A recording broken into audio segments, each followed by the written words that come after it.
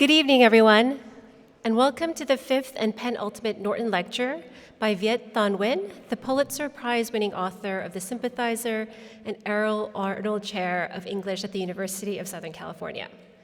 My name is Ji-Yeon Kim, and I am professor of English at Harvard, where I teach classes on Asian American literature and performance. So first, many thanks, I think, from all of us should go to the Mahindra Humanities Center, including directors Susie Clark, interim director Bruno Carvalho, executive director Steve Beal, and events coordinator Mary McKinnon for their work bringing Nguyen to campus for what has been a bracing and often profoundly moving series of talks. In addition to The Sympathizer, Nguyen is the author of its sequel, The Committed, the short story collection, The Refugees, which he confessed to us in the last lecture required a long-term commitment to suffering, and Nothing Ever Dies, Vietnam and the Memory of War, which was a finalist for the National Book Award in Nonfiction. However, like Catherine Nguyen, who introduced the third lecture, I first came to know him as an incisive scholar of Asian American literature through his 2002 book, Race and Resistance, Literature and the Politics in Asian America. And in fact, I begin my Asian American literature class every year with a really lively discussion of his critique in Race and Resistance of a tendency to divide Asian American literature into works of resistance and works of accommodation. And I find that this framework really helps students understand the history of Asian American literary criticism and thus situate them in a long conversation.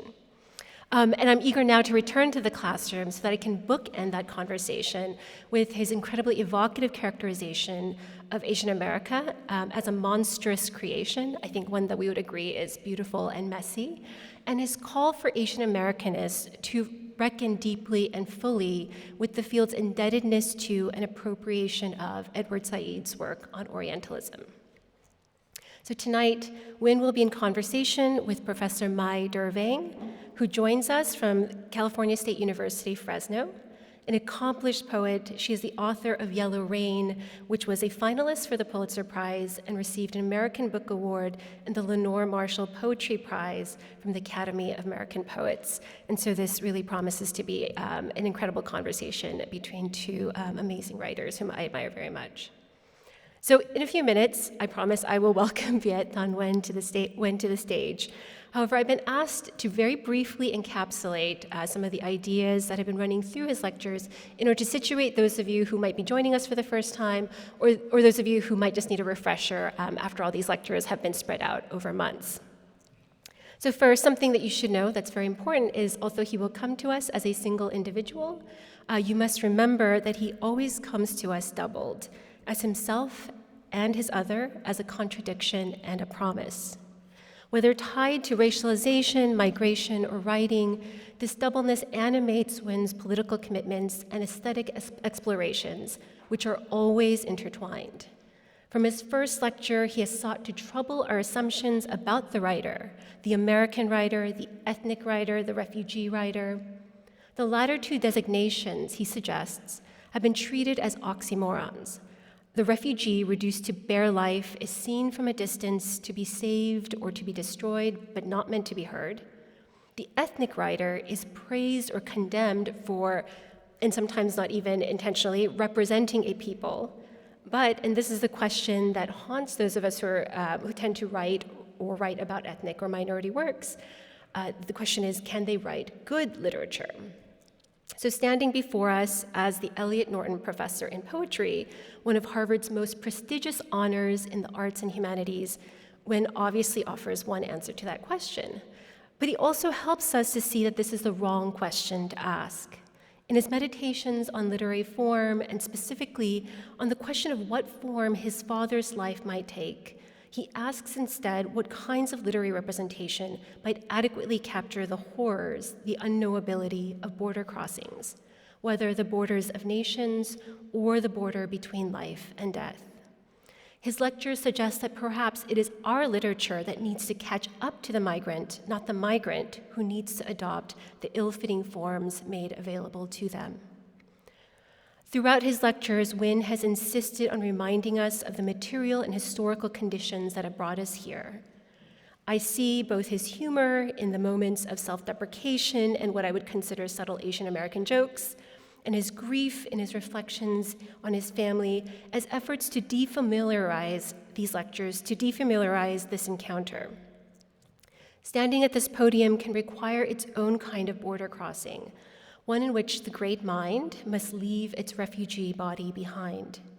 But Nguyen continues to conjure this double, and in doing so, he reminds us of the dispossession that allows us to gather on the ancestral land of the Massachusetts people, the wars and occupations in Asia that brought him and me here as the children of those saved and those destroyed, and the wars and occupations that condemn ever new generations to be saved and to be destroyed.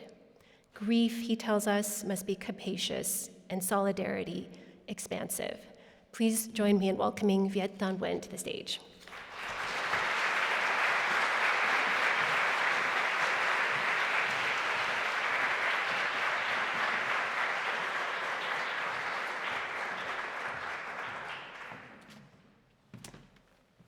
Thank you so much for that really wonderful introduction, Jiyeon. That was actually the first introduction I've had the chance to hear from the audience. And in some ways, I wish I hadn't heard it, because now I have to live up to that introduction.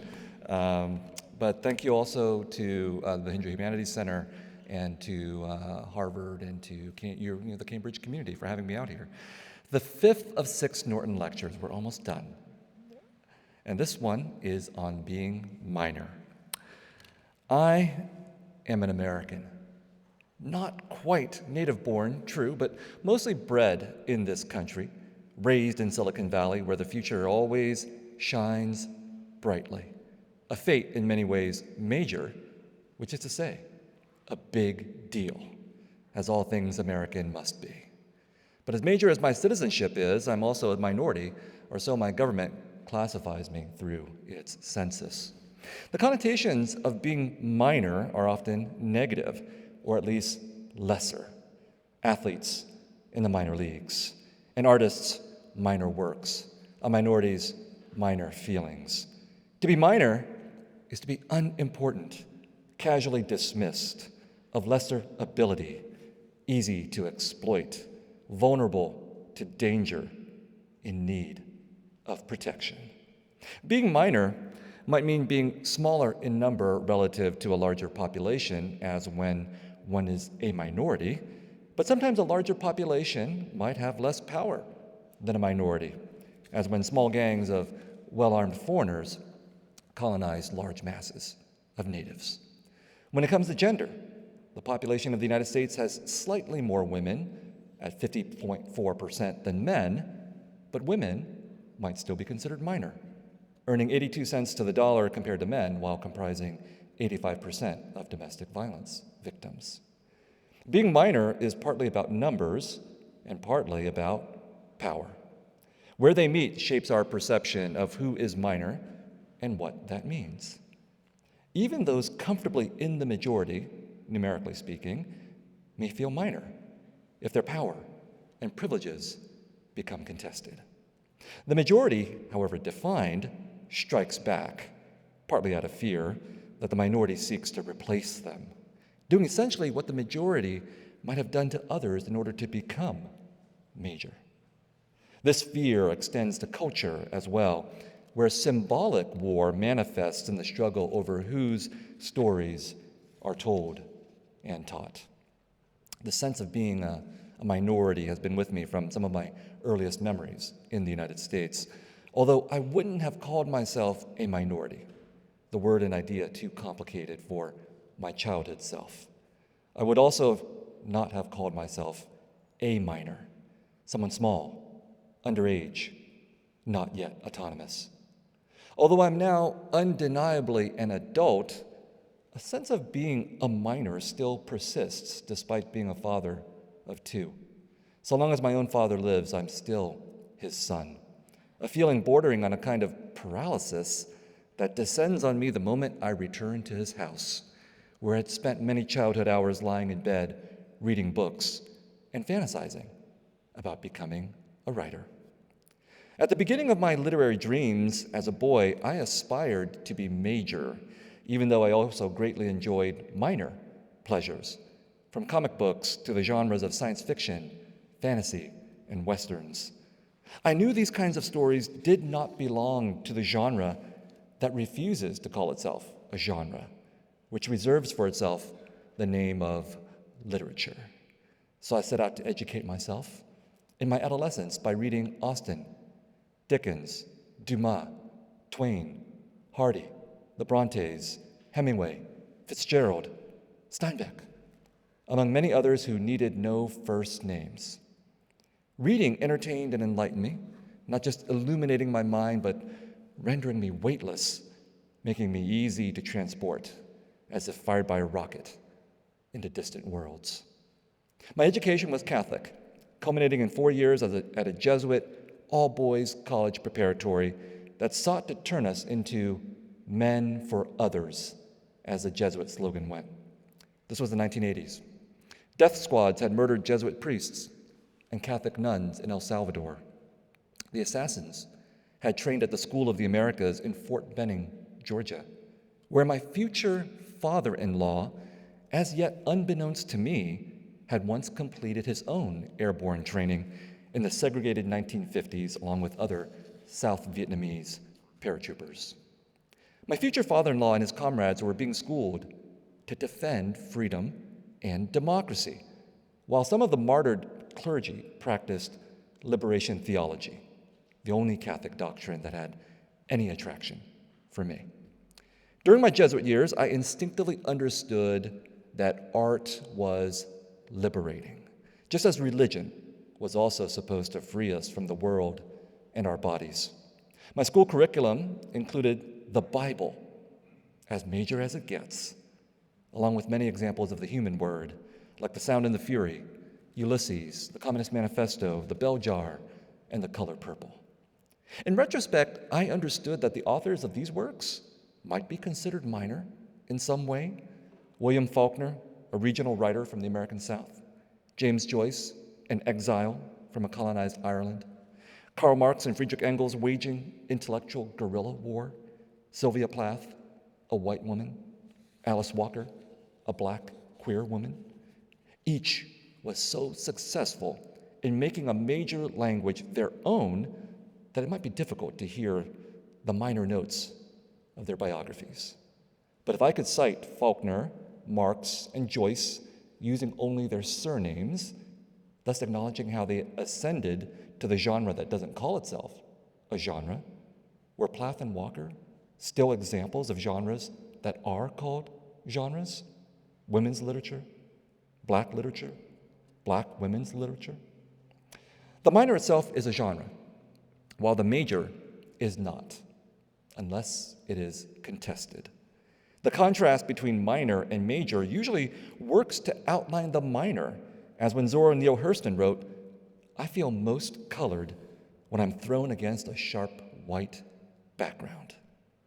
To foreground the major and name it as such, as in the case of whiteness or maleness or wealthiness, can discomfit those unused to being thrust into the foreground by the choice of others rather than by their own choosing.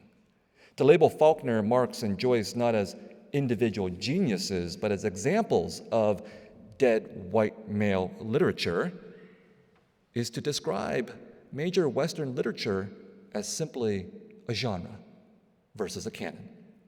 The half-serious, half-mocking label of dead white male literature offends those who do not think something as noble and rarefied as literature should be demeaned by biological features. But the minor is always stigmatized in that fashion. By college, I understood the distinction between major and minor intuitively, and I had acquired the taste of an adolescent, alienated, angst-ridden white boy with artistic leanings, as confirmed by the movie Dead Poets Society, which came out my freshman year. The movie featured a band of adolescent, alienated, angst-ridden white boys at an elite prep school and their inspiring literature teacher, which I also had. When the boys quoted romantic poems to each other, I recognized the first one instantly, having memorized it years before on my own, Shakespeare's "Shall I compare thee to a summer's day?" I then predicted the second poem the boys quoted to each other, which I had also memorized on my own, Lord Byron's "She Walks in Beauty." Memorization was a form of mimicry, and I was already like a character from a V.S. Naipaul novel, one of those who pretended to be real, to be learning, to be preparing ourselves for life. We mimic men of the new world. The part of me that wanted to be major willingly believed in the great names, the great works, the great books, because I believed in the great words: art, civilization, humanism, and the canon, the best of what has been thought and said, as Matthew Arnold put it, in Culture and Anarchy. And who doesn't want to be best? If the religious canon was for the saints and the cultural canon was for the immortals, the minor was for the merely mortal, those who failed to attain the promise of eternal afterlife via religion or culture. At a young age, I aspired to immortality, even though I had no emotional understanding of death. But it was my intellectual understanding of death, born from studying the experiences of minoritized and colonized peoples, that introduced me to a different understanding of being minor. Instead of minor connoting failure or lack of importance or childhood, all of which the majority has used to define, demean, and dominate a minority, as when Saul Bellow asked, "Who's the Tolstoy of the Zulus? The Proust of the Papuans?" In contrast to that provocation, being minor could be a choice, a form of authorship in opposition to authority. In this vein, the philosophers Gilles Deleuze and Félix Guattari wrote a book called Kafka, Toward a Minor Literature, which reclaimed Franz Kafka from his elevated status as one of the great 20th century writers and returned him to the same bed where Gregor Samsa opened his eyes to discover that he had become an insect. Kafka was a Jew, writing in German in the early 20th century in Prague, and perhaps Samsa's metamorphosis into an insect foreshadowed the fate of the European Jews. Kafka's work could be read simply as universal literature or as minor literature, tied to Kafka's historical worldly situation, so that Kafkaesque could signify both individual and collective alienation and absurdity. While Kafka is interesting as an artistic saint, he's also just as compelling to me as a writer who was mostly unknown when he died, as minor as John Keats, who asked that his epigraph be, "Here lies one whose name is writ in water," or Emily Dickinson, who barely published in her lifetime. One of her poems is as relevant today as it was in 19th century Massachusetts. "I'm nobody. Who are you? Are you nobody too? Then there's a pair of us. Don't tell. They'd advertise, you know. How dreary to be somebody. How public, like a frog, to tell one's name the livelong June to an admiring bog." A poem about anonymity, written in anonymity, embodies the minor. But Kafka, Keats, and Dickinson are now major. And in contrast to them exist those many minor writers who have stayed minor. The scholar Louis Renza wrote a book about one of them, Sarah Orne Jewett, an American of the 19th and early 20th century who influenced Willa Cather, was known to Henry James, and authored nearly 20 books, perhaps best known being The Country of the Pointed Firs. But while Jewett seems truly minor compared to Kafka, Keats, and Dickinson, her fate isn't so bad. A scholar devoted attention to her, and at least one of her books might still be read by a handful more than a century after her passing, which is more than can be said of most writers. How are we to judge who, among living or recently deceased writers, might one day become major? The libraries I grew up in were filled with thousands of books by writers I had never heard of, some of them quite famous in their time.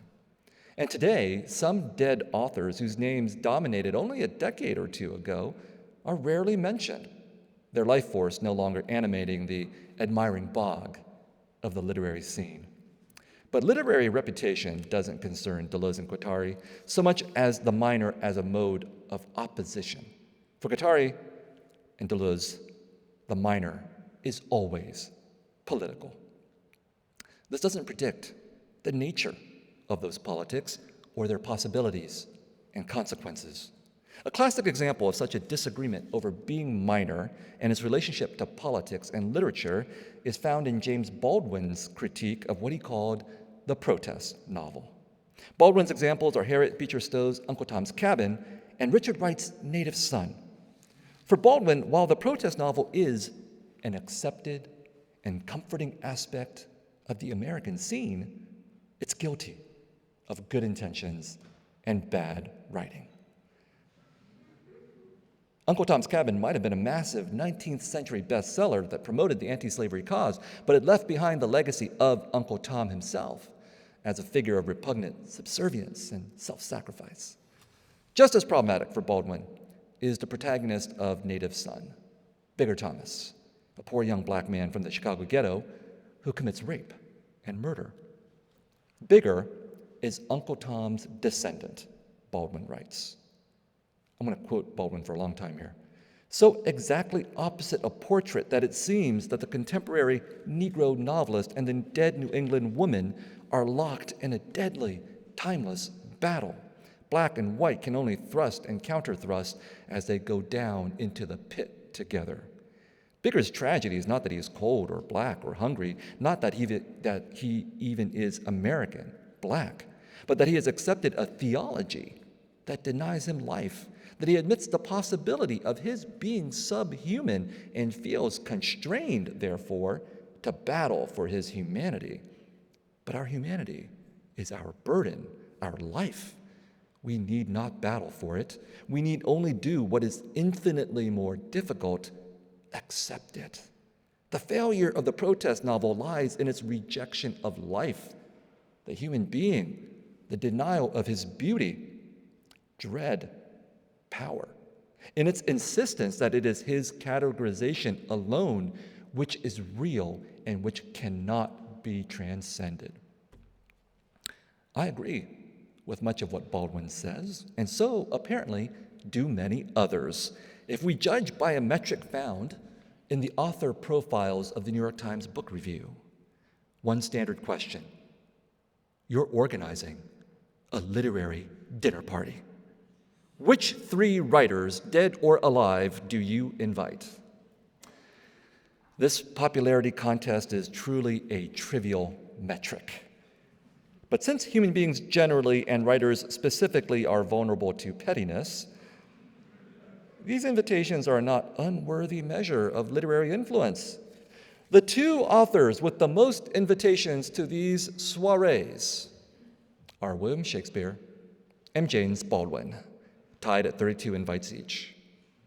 Emily Dickinson merited 12, while Toni Morrison garnered 18 invitations. Morrison echoes Baldwin in advocating for what she calls the human project, which is to remain human and to block the dehumanization and estrangement of others. Baldwin and Morrison are correct about being unapologetic concerning one's humanity. But I defend Bigger Thomas's presence among the cast depicting Black and other human experiences. Not the only character, just one of them. Even if his fearsome reputation might have cost Richard Wright a seat at one of these literary dinner parties, for he does not seem to have ever been invited. Neither did poor Keats, but at least Kafka got the nod from Salman Rushdie. Literary inclusion, as illustrated by these literary dinner parties, is perhaps a good example of the major versus the minor. Those who are major can afford to be genteel, liberal, apolitical, because the politics of the normal, the normative, the standard are the favored cause of the major. In other words, an invisible politics, one that doesn't have to acknowledge its political nature. The luxury and appearance of being apolitical comes at no cost for the powerful, whereas being apolitical for the minor reinforces a status quo that disadvantages them. Baldwin and Morrison are quite political, but they express their commitments with a literary gracefulness. This allows them to be both minor, as they unfailingly write about and center Black experiences, and also major, literally being given a seat at the table. Bigger Thomas is not graceful, and the blunt, ferocious style of Native Son, which makes it unforgettable for me, may make other readers uncomfortable. This violates what might be the first rule of a dinner party: do not make anyone uncomfortable. Wright mounts a vigorous explanation of his discomfiting aesthetic in Native Son through his essay, How Bigger Was Born, including his belief that Bigger Thomas was not Black all the time.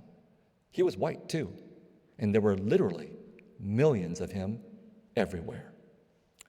Baldwin disputed the prophetic power of Native Son, but Wright's explanation of why some Black Americans in 1940 were attracted by the spectacle of Japanese imperial might and by Hitler, Mussolini, and Stalin seems resonant today when Wright talks about the wild and intense longing to belong, to be identified, to feel that they were alive as other people were, to be caught up forgetfully and exultingly in the swing of events, to feel the clean, deep, organic satisfaction of doing a job in common with others.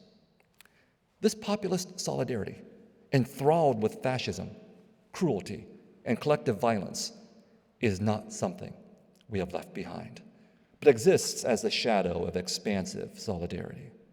While expansive solidarity calls for collective liberation, populist solidarity calls for selective liberation, carried out at the expense of demonized others.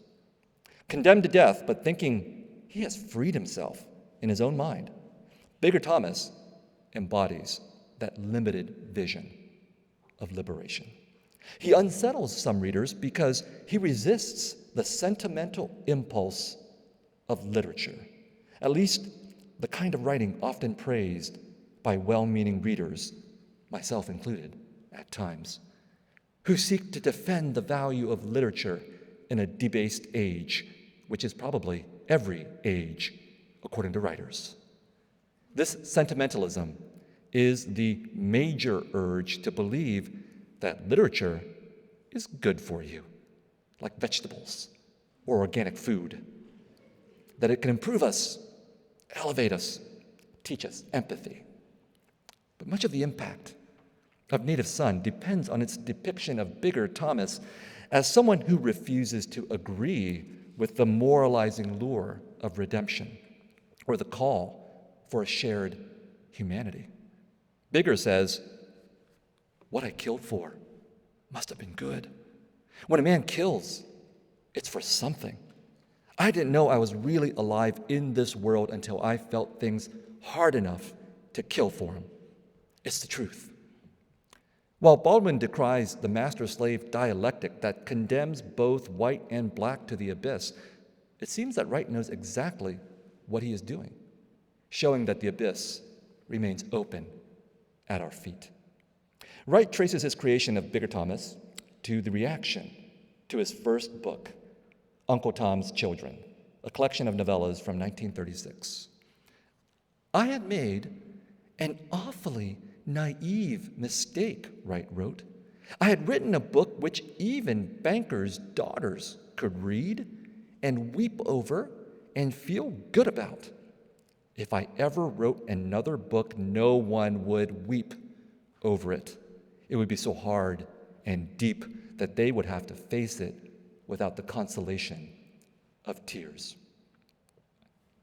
Nothing is inherently wrong with tears or bankers' daughters, but Wright implies that sentimentally appealing to women, who often constitute the majority of readers, is both the route to popularity and also something potentially demeaning to the writer. Ironically, it was the rage of Native Son, combined with Wright's artistry, that led the book to become a critical and commercial success, sealing Wright's reputation as a major writer, if a troubling one. While Baldwin thought that the protest novel appealed to liberals, those same liberals now quote Baldwin's writing as literary scripture. But Baldwin can no more control his reception than Wright can determine his, because as Black people in the United States, they shared, in Baldwin's words, a lot as ambiguous as a tableau by Kafka. Ralph Ellison stresses a similar theme in his explanation about his literary strategy in Invisible Man.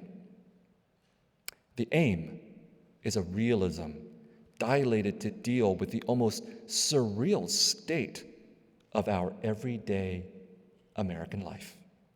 This is why Deleuze and Guattari think of the minor as always politicized, for the minor is, by definition, dropped into a pit or an abyss not of their making.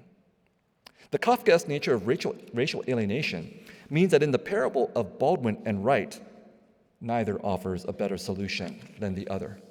Both routes with which they are identified, emphasizing humanity or inhumanity, are insufficient in and of themselves and captured easily enough by the ministers of the canon, ready to dilute provocations with a generous sprinkle of holy water.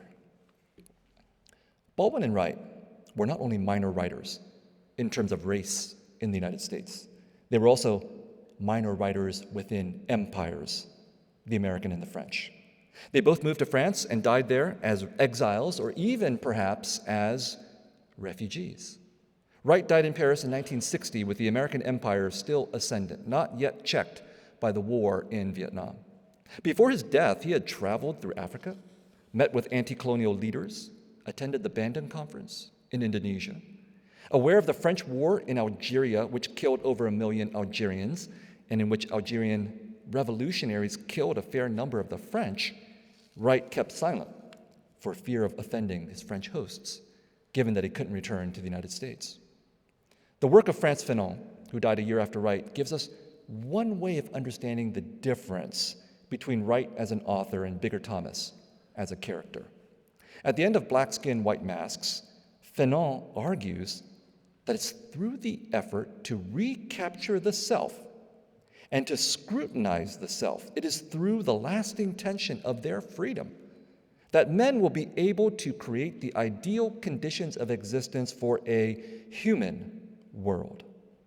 Fanon also argues for the need to touch the other, to feel the other, to explain the other to myself. Like Baldwin, Fanon recognizes the necessity of claiming one's humanity without apology. But while this might be possible for the individual purely through an act of will, it isn't enough for collective political freedom when the colonizer simply refuses to leave. A few years later, after his service to the Algerian Revolution, Fanon wrote The Wretched of the Earth.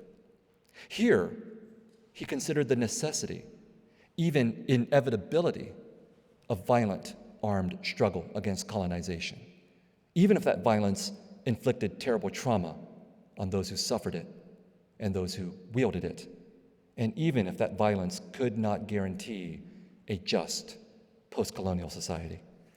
The violence of the Algerian Revolution expressed what Wright captured in Native Son, which is why we need Wright as much as Baldwin, for that violence still persists.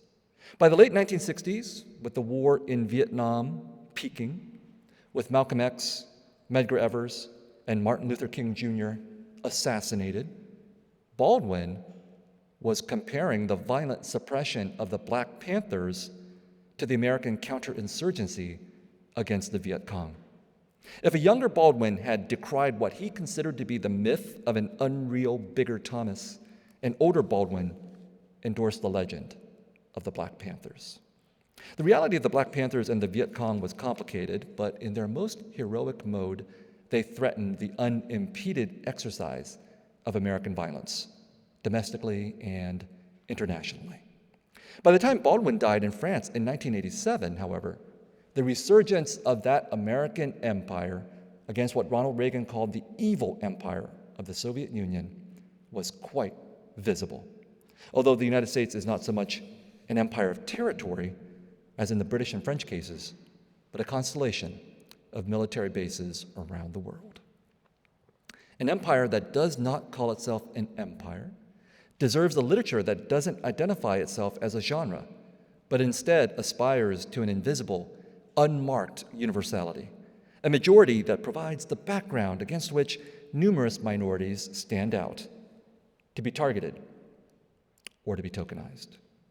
I end with three poets who might one day be major, but who I think are minor at the moment, by condition and possibly by choice.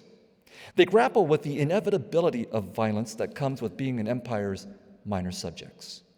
Their minor writing throws the empire into relief by appropriating the documents of American empire, subverting its language from the inside. In her book, Whereas, Lady Long Soldier responds to President Barack Obama's 2009 Congressional Resolution of Apology to Native Americans. No tribal readers or official representatives were invited to witness and receive the apology on behalf of tribal nations. My response is directed to the apology's delivery, as well as the language, crafting, and arrangement of the written document. I'm a citizen of the United States and an enrolled member of the Oglala Sioux Nation, meaning I am a citizen of the Oglala Lakota Nation. And in this dual citizenship, I must work, I must eat, I must art, I must mother, I must friend, I must listen, I must observe. Constantly, I must live. I'm reminded of Deleuze and Guattari's argument that the minor no longer designates specific literatures, but the specific conditions, revolutionary conditions for every literature within the heart of what is called great or established literature. They also ask, how many people today live in a language that is not their own, or no longer, or not yet, even know their own and know poorly the major language they are forced to serve? This is the problem of immigrants, and especially of their children, the problem of minorities, the problem of a minor literature, but also a problem for all of us. How to tear a minor literature away from its own language, allowing it to challenge the language and making it follow a sober revolutionary path. How to become a nomad and an immigrant and a gypsy in relationship to one's own language. In a sense, Long Soldier answers Deleuze and Guattari with a series of poems that begin with Whereas. That introductory word of the clauses that go into governmental documents, proclamations, and treaties, many of which the United States carried out with native nations and then betrayed. The poet conjures the long-term consequences of genocide by attacking the bloodless legalese found in these whereas clauses, as in this excerpt. Whereas I tire of my efforts to match the effort of the statement. Whereas Native peoples and non-Native settlers engaged in numerous armed conflicts in which, unfortunately, both took innocent lives, including those of women and children. I tire of engaging in numerous conflicts, tire of the word both as a woman and a child of that whereas, both of words and wordplay, hunching over dictionaries, tired of understanding, weary, weakened, exhausted, reduced in strength from labor, bored. Long Soldier reveals the symmetry in the government's whereas clause to be a mendacious depiction of equal violence between settlers and indigenous peoples.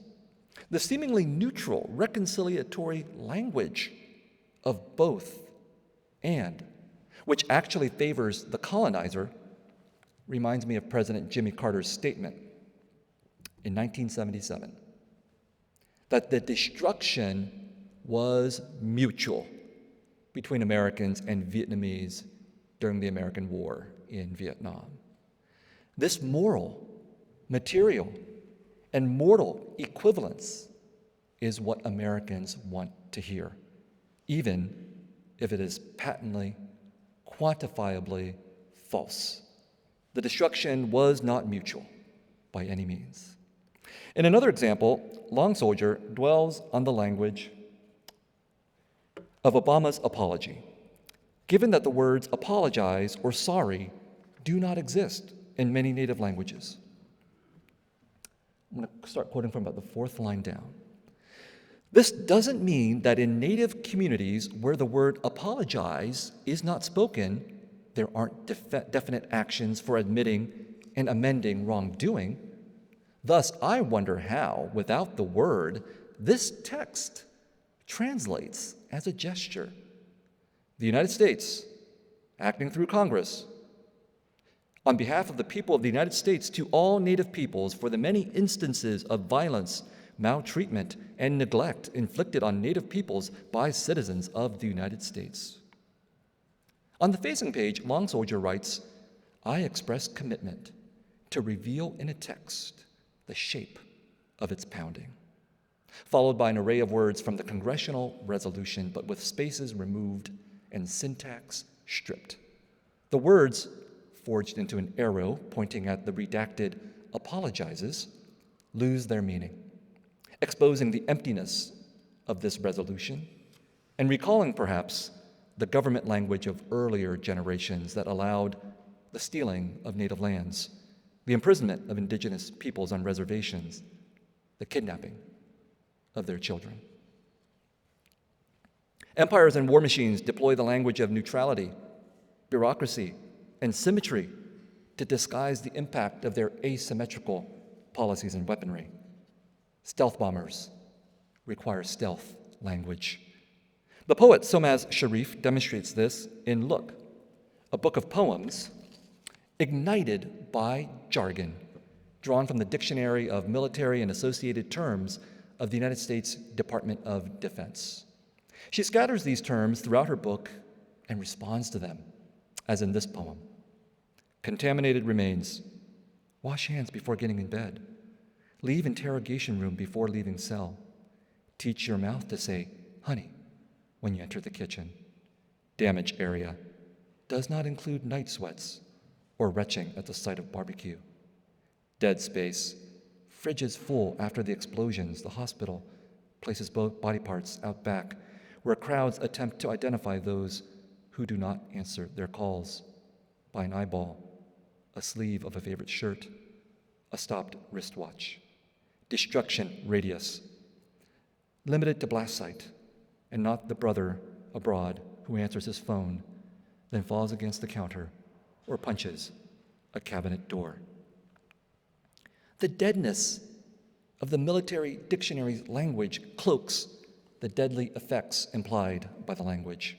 We turn to dictionaries to give us meaning, but in this case, the poet's minor language versus the military dictionary's major language shows us the human, empirical reality of empire. The language of the military dictionary is formally accurate, however, in expressing through its sterility the numbness of the average citizen of empire when it comes to the effects of that empire's power.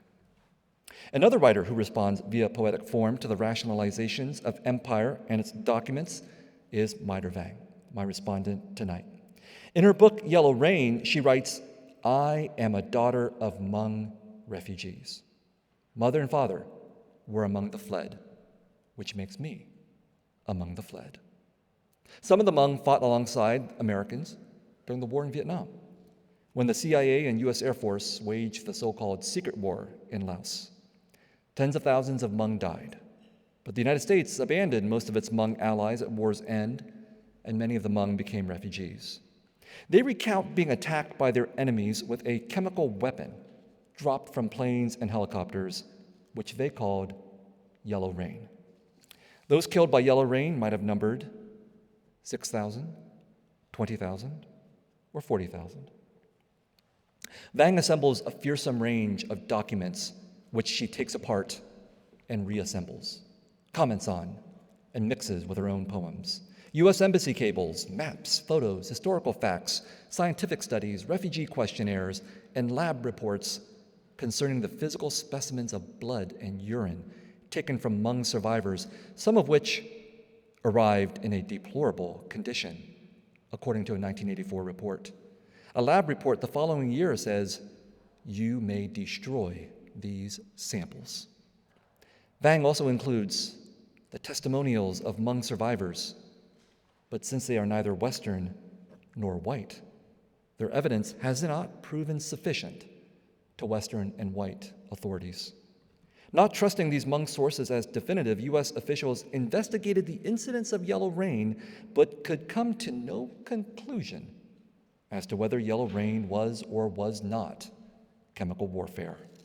The most notorious research was conducted by a Harvard scientist and his colleague at Yale, who decided that yellow rain was most likely bee feces.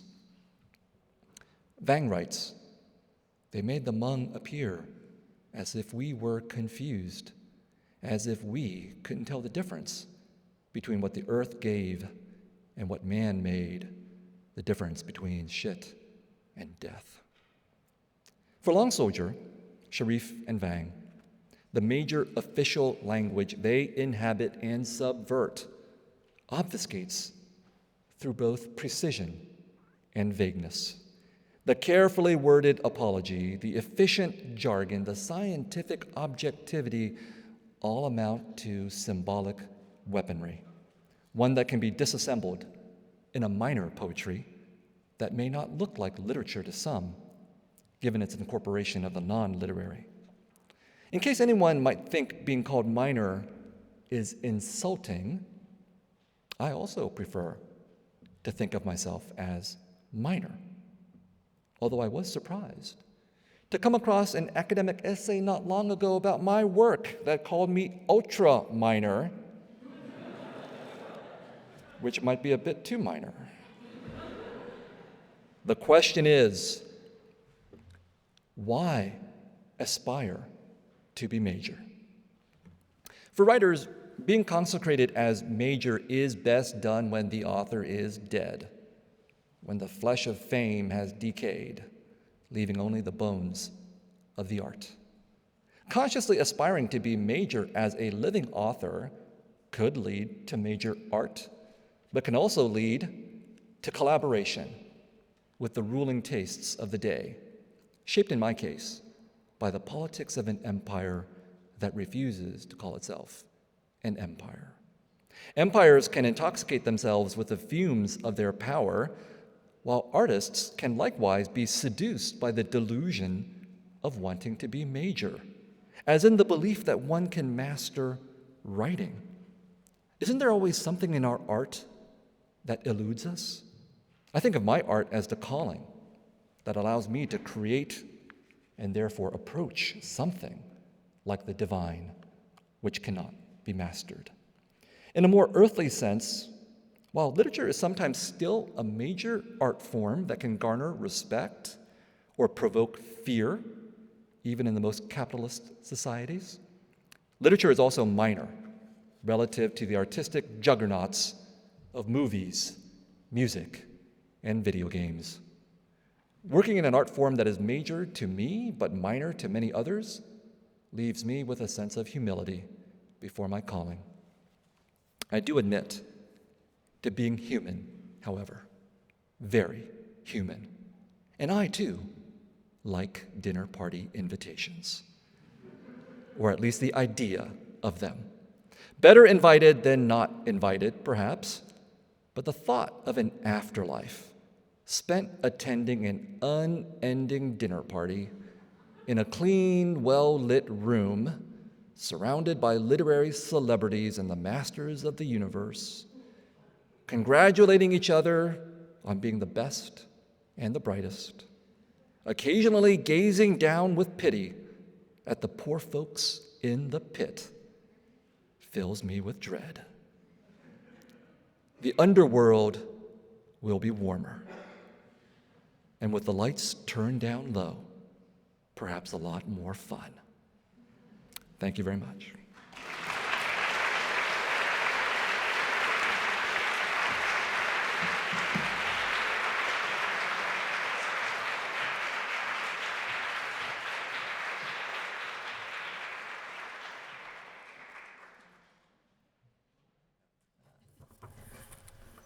Well, it's now my great pleasure to be in conversation with Mai Der Vang, whose poetry I quoted, and whose poetry I'm a great admirer of, by the way. So welcome to the Norton Lectures. Yeah, thank you for having me.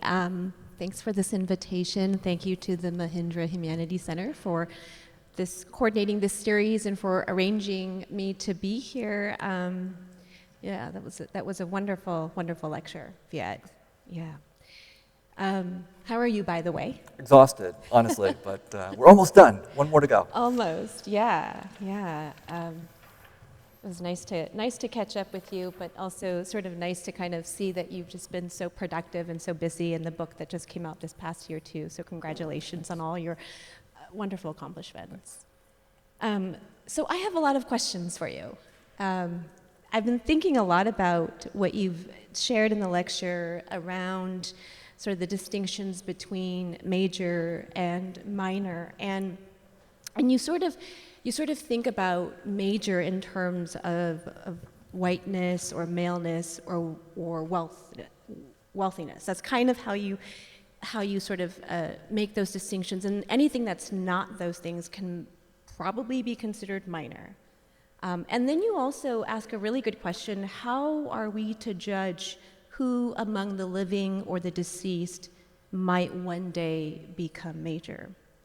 And then, of course, that really important note about for writers being consecrated as major is best done when the author is dead, right? When they're not living anymore.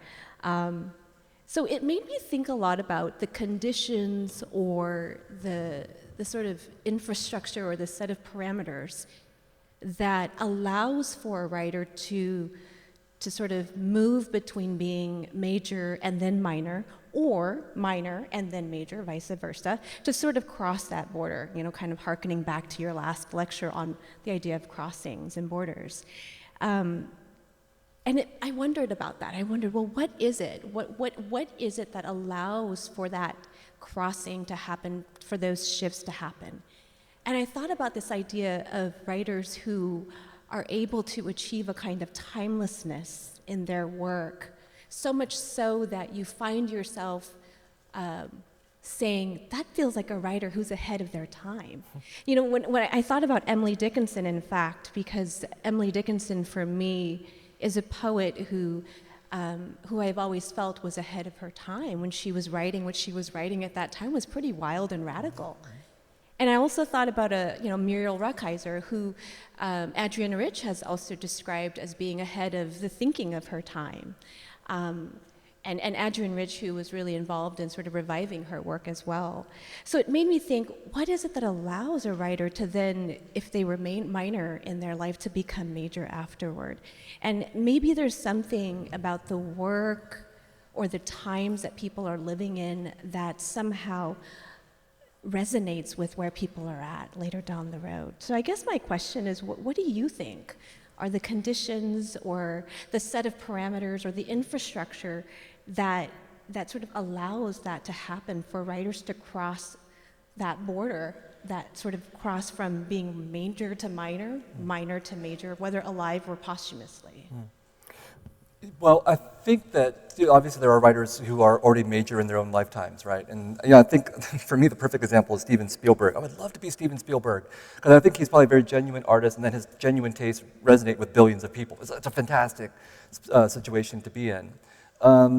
But if the tastes change over time, the values change over time, then writers who are major or artists who are major at one point can obviously become minor when they fall out of fashion. I'm much more interested in the minor writers who then resurface later. So that's one reason why I wanted to cite Alice Walker and Zora Neale Hurston, because their dynamic is a really important dynamic.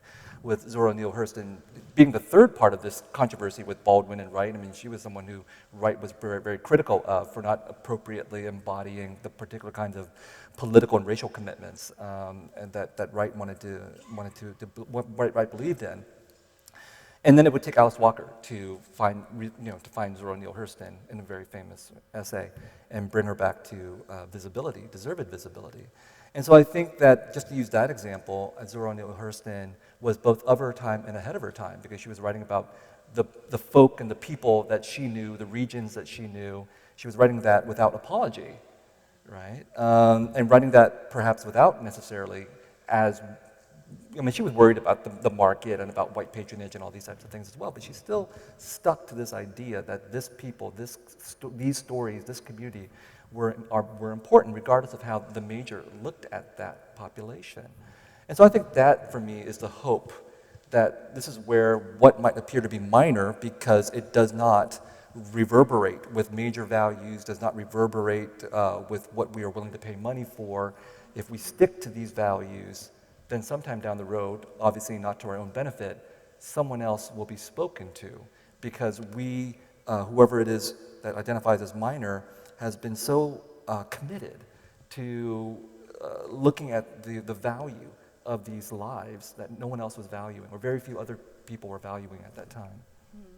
Yeah, yeah. And it makes me think, though, too, is it possible then for someone to be major, but still, I think you talked about it, sort of still not conform to the ruling tastes of the day, and still be able to have it all, Do you have any examples?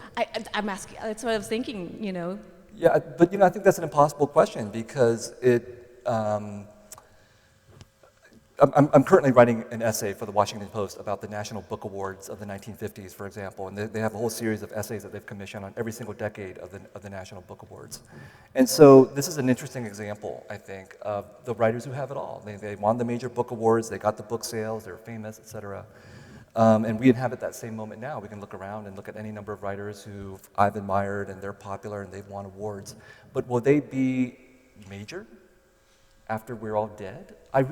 It's impossible to say. So that's what makes me look with distrust on that whole idea of the major within our own lifetime, and how it's wrapped up not just with some kind of estimation of artistic value, but also wrapped up with our own vanity, our own tastes, our own prejudices, in which I myself am enmeshed. And I'm also a part of that whole system as a writer who's also, as I said, I'm human. I'm also worried about legacies and reputations and all that. I have to admit to that. But at the same time, I think the mental trickery for me is to compartmentalize all of these desires for the major and so on, and focus upon the importance of the minor, which is why I call myself a minor writer. Yeah. Yeah. So before I continue, I'm going to grab this clock just so I can see the time. And then I think there was that sheet underneath there for me. Thanks. Okay, just to make sure we are. So, so I watched the conversation, the last conversation you had with Ken Chen, the last lecture, and I found that really enlightening. And I want to, for a second here, I want us to return to this idea of realism, because I'm interested in thinking about the connections between realism or non-realist modes of writing in relationship to the minor writer. I'm interested in that because I think there's something there. I think there's the possibility of thinking about that relationship. And I think, you talk about, in the lecture, you say that, minor could be a choice, right? In that choice as a form of authorship in opposition to authority. And anytime you sort of make a choice like that, it's political, right? Or it can be thought of as political. And then you also, discuss Bigger Thomas, right? And how he may make some readers uncomfortable. And also the resistance to sentimental impulse from Wright.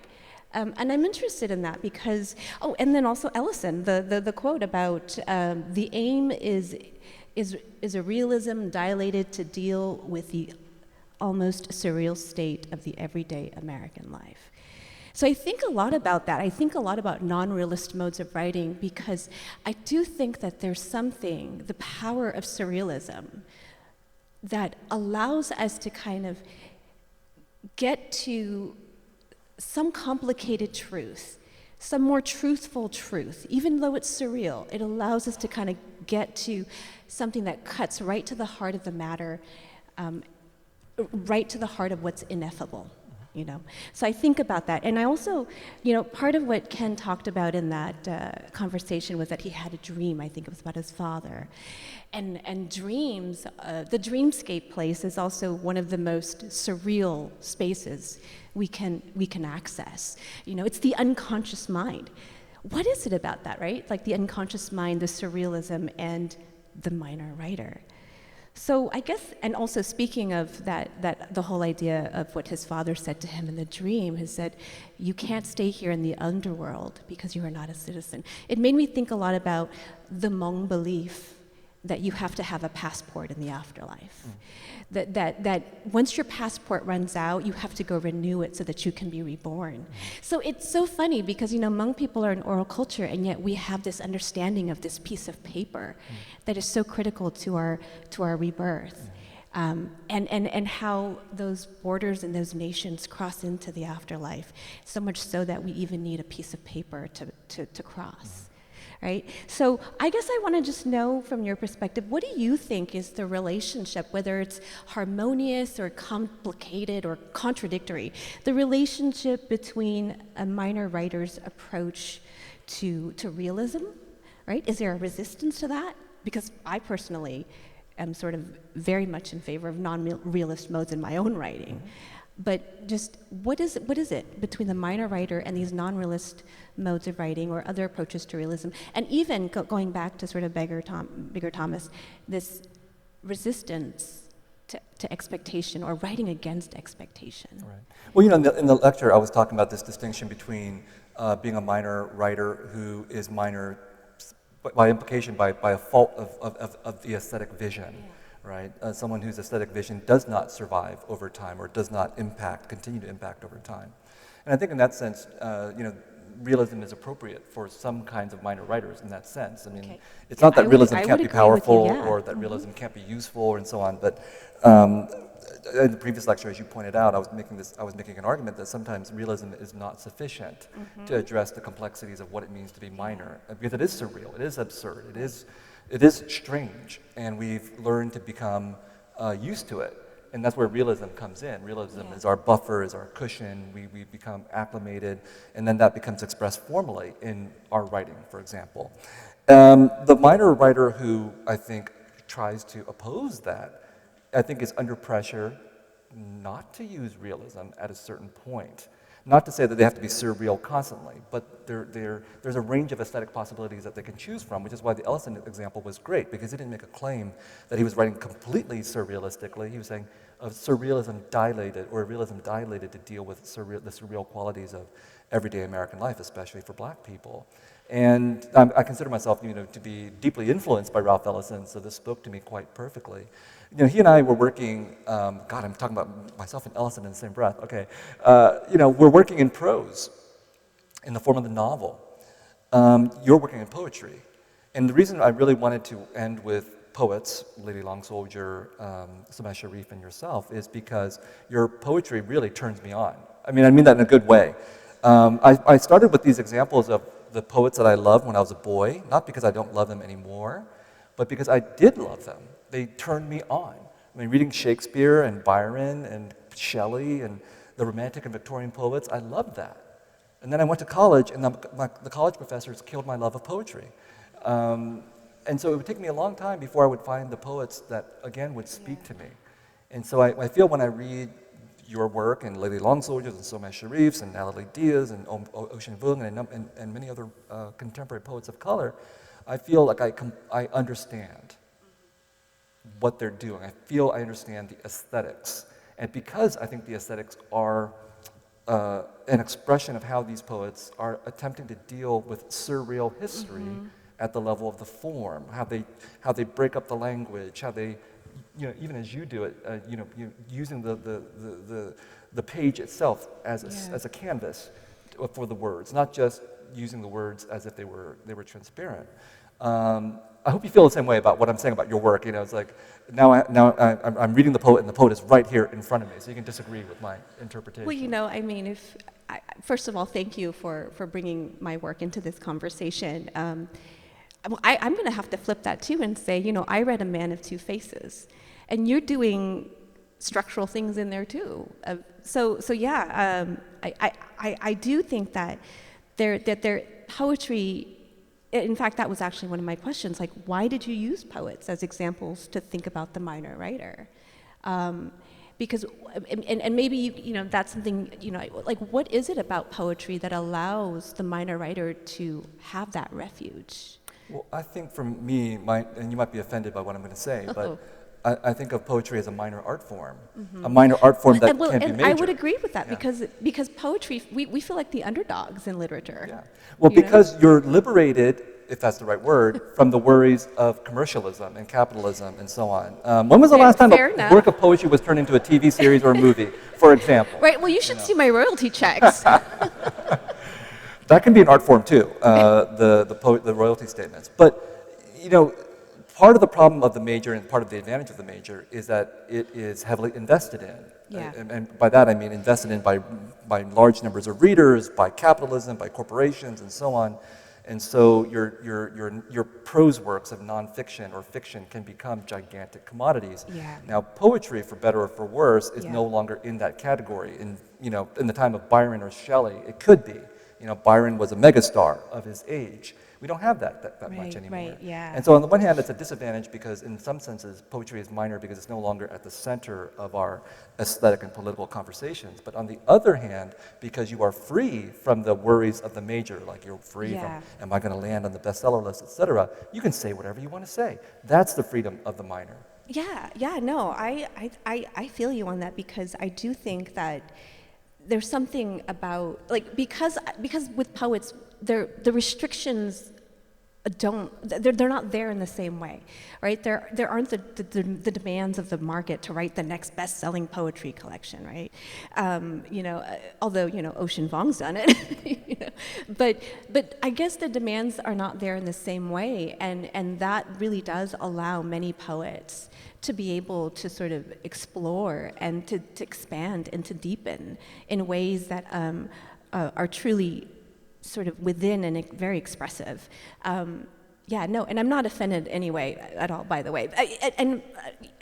In fact, I thought it was really funny when you emailed me and you said, I hope you're not offended that I count you as a minor writer. And I just thought, oh, that's a compliment, you know. So, but yeah, no, I'm glad we talked about poetry, because I agree that we're the underdogs, but we have free reign to do as we see and need, and whatever the work calls for is where we'll try to go.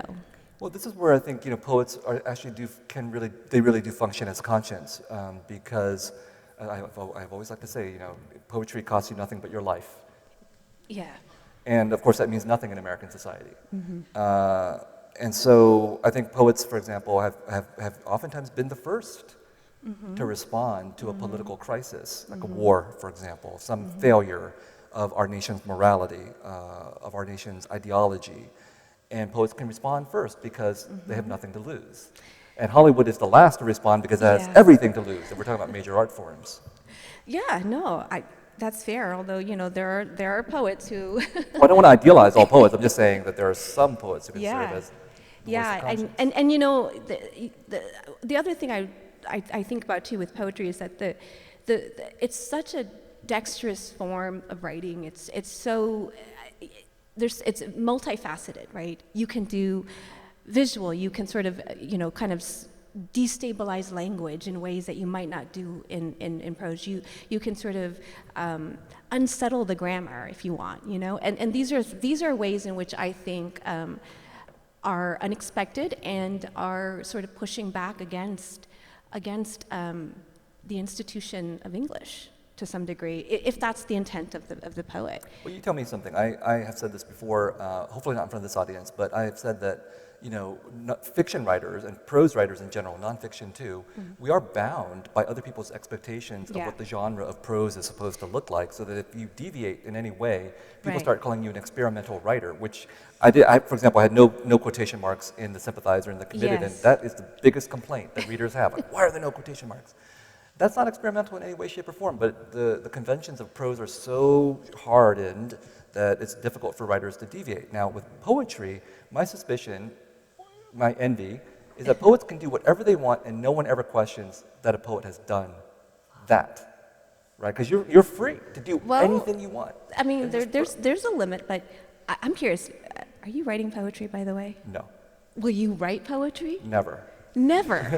I mean, we're talking about breaking rules and pushing boundaries and challenging expectations. I think poetry would be right. I'm going to paraphrase Ellison and say that in the Man of Two Faces, for example, that's Yeah. poetry that's been dilated Fair to enough. fit prose. Fair enough. Yeah, yeah. That's the most I'm going to do. Yeah, because I remember, in the book there, like just thinking about your approach to the enjambments and the line breaks. I mean, there's something very sort of poetry happening in a lot of those pages. I think of it as poetry light. Yeah. Yeah. Fair enough. So I have another question before we move to the audience, just real quick. You said, I think of my art as the calling that allows me to create and therefore approach anything like the divine, which cannot be mastered. I love that. It made me think of a quote from Anais Nin.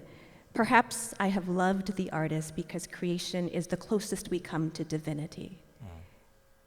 Do you see any connection or affinity or sort of like resonance with that? Oh yeah, absolutely. And that, I think, will be part of the topic for the last lecture on the joy of otherness, where I try to grapple with this idea that, for me, I don't believe in God, but I believe in art. And it's what inspires, but what also humbles, because I think I'm always inadequate in the face of that divinity. Well said. Thank you for sharing. So we do have a little bit of time to open it up to the audience if there are any questions. And if you could wait for the microphone before you ask your question. Someone's coming down here to... There's one hand right here. I'm very intrigued by the literary dinner party. And I was thinking as you were talking that I would like to invite you to a dinner party with Mohsen Hamid. And I'm specifically thinking about the duality and the contradictions in the characters in The Sympathizer, and his writing both in Exit West, but especially The Reluctant Fundamentalist, where in some way a minor character is having a dialogue with the mainstream, and so is able to engage and speak to the American empire.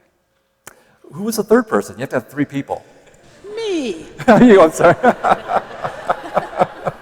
Well, in fact, I've had dinner with Mohsen Hamid, and I would like to recast all of this by saying I'm not interested in literary dinner parties. I'd rather have cocktail parties.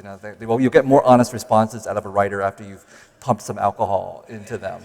But there's no doubt, I think, that Mohsen Hamid is working in a very similar wavelength, similar concerns about revolution, partition, nationalism, colonialism and its aftermath, and the creation of refugee and diasporic populations.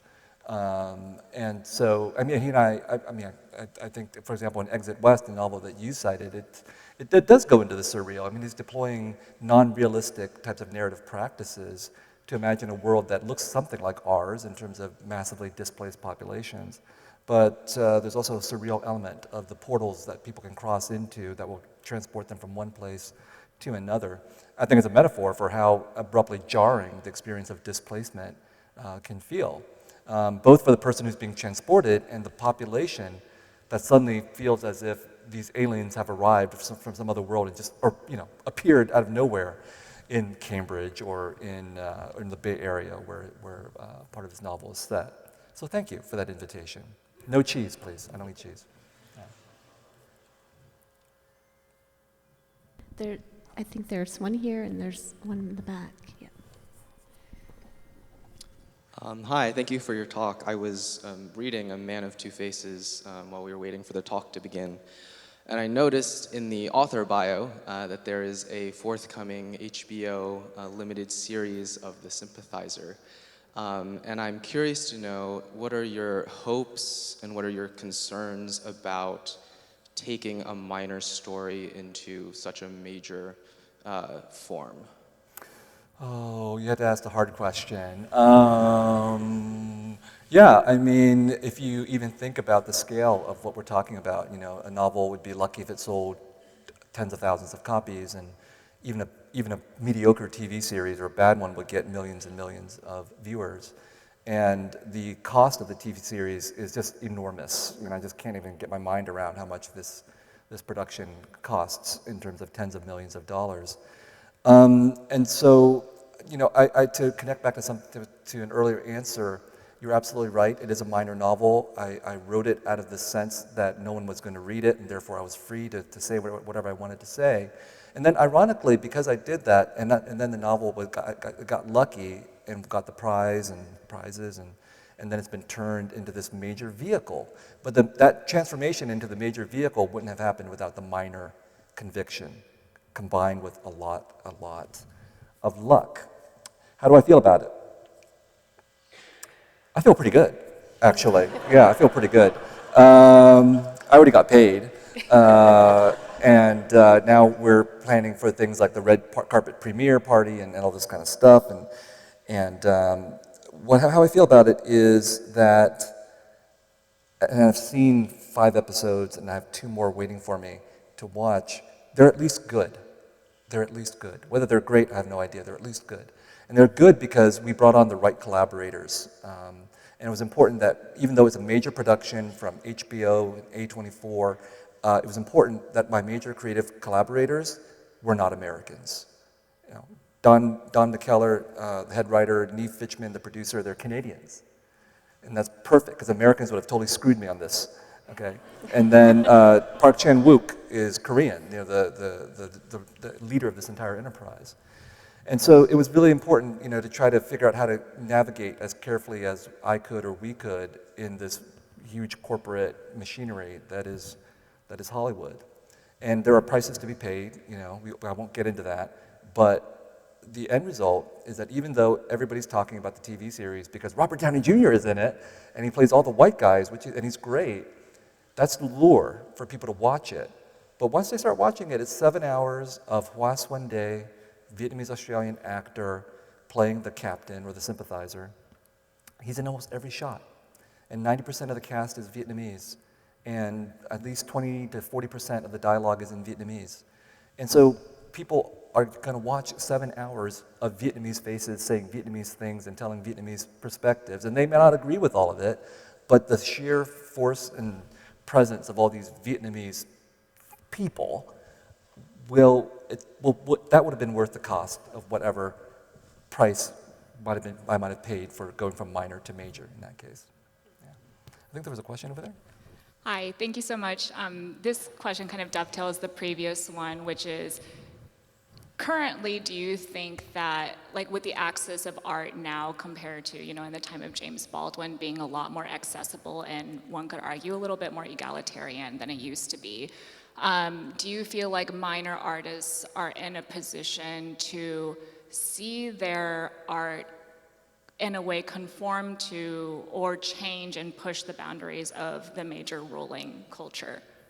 Oh yeah, absolutely. I think that obviously there are writers who are classified as minor in some kind of demographic sense who've been very successful at the level of both critical and commercial success. And even if literature is minor relative to Hollywood, for example, there's still a lot of money in it, and so literature by minor writers still can become commodities, can still become marketed. And that's the troubling terrain that we're operating in. So I think there are still Zora Neale Hurstons out there that are under-recognized, under-read, maybe temporarily forgotten, but there's still that dilemma that the lure of the marketplace, the lure of major society still tempts the minor writer. They have more opportunities, but the dilemma itself hasn't changed. There's questions over there.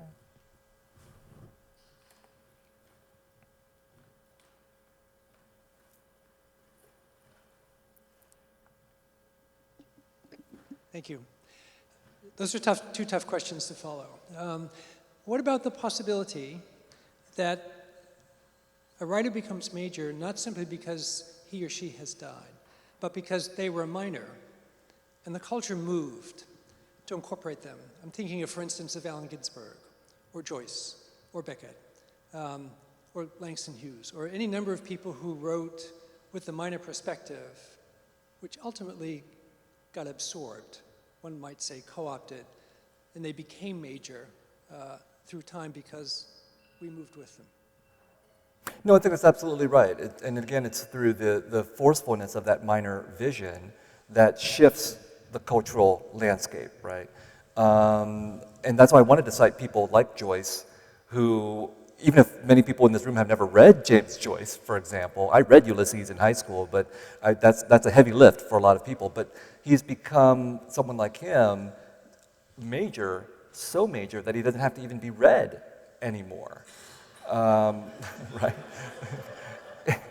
Isn't that the ultimate transcendence? I mean, you can just name drop without having read the book. And so I think you're absolutely right that's exactly what takes place. And the hope is that a minor vision can be so powerful, as you put it so well, that everybody absorbs that minor perspective and it becomes canonical. That's why I wanted to work with that image of the power of these works becoming not diluted, but suppressed by the very holy water that blesses them at the same time.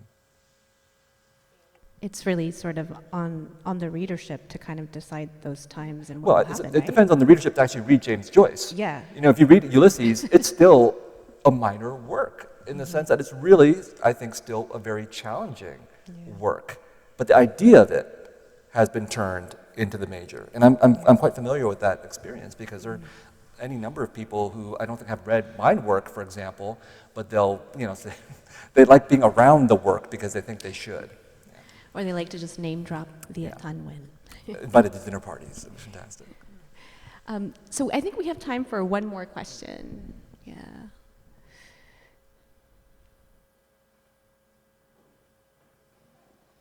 Thank you so much, Viet, for another lovely lecture. I kind of, because Jian, at the beginning of your work, at the beginning of the talk, referred to your first book, Race and Resistance, and the kind of the binary between the resistant and the accommodating. So I'm kind of actually wondering whether or not the major and the minor maps onto a similar binary as you discussed in your first book. I wrote that book 25 years ago, I think. So thank you for bringing it back up. That's a really good question because I'm now trying to think back to the argument that I wrote 25 years ago. For Asian American literary critics, as we have looked back upon Asian American literature, I think have been existing at this tension of the major and the minor, because the projections of Asian American literary criticism is that Asian American literature is radical, and it's a symptom of Asian American culture as a whole being radical. And that therefore, if it's radical, it's going to be minor, it's going to be in opposition to the major. And yet at the same time, part of the impulse of Asian American literary criticism, and I don't think it's that different from other so-called minority literary criticisms, is that it wants the writers to be major. It wants people to read all of these writers, whether it's these writers that have been historically recovered from the late 19th to the early 20th century, or whether it's contemporary Asian American writers, right? So that dynamic between the minor and the major is already present. And it is mapped out in a contradictory way to the resistance and the accommodation, because what the ideal situation is, from the perspective of Asian American literary critics, is for resistant, radical, subversive, oppositional Asian American writers to also become major at the same time. And that's just almost an impossibility. It's why a figure like Teresa Cha has become important, why I wanted to quote from her in the last instance, because I think she has stayed resolutely minor. Even as more attention is brought to her, she is like James Joyce, she is like someone, dictate her work is something that people might cite more than they might actually read, or her name might be something they know more than actually having read a book as complicated as Dicté is. And the tension between minor and major, resistant and accommodation as for Asian Americans as a whole, not just for the literature, is realized in the contemporary moment because, in fact, I think Asian Americans are still a minor population demographically, but with major aspirations. And that tension, that contradiction between that demographic reality and the desire on the one hand to be subversive and resistant, but also the desire to be included, to be represented, to be celebrities, to have HBO TV series and the like, that is, at this point, I think, an irresolvable contradiction and tension within Asian American culture and politics. Thank you so much, Takeo. Thank you as well for this conversation. Yeah, thank you. It's lovely to sort of talk, and I think that brings us to the end of our program. Thank you all for joining us tonight. All right. Thanks, everybody. Hi, Ivana.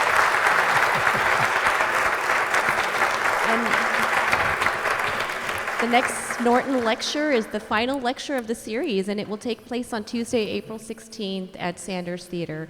Have a good night, everyone. Thanks everybody.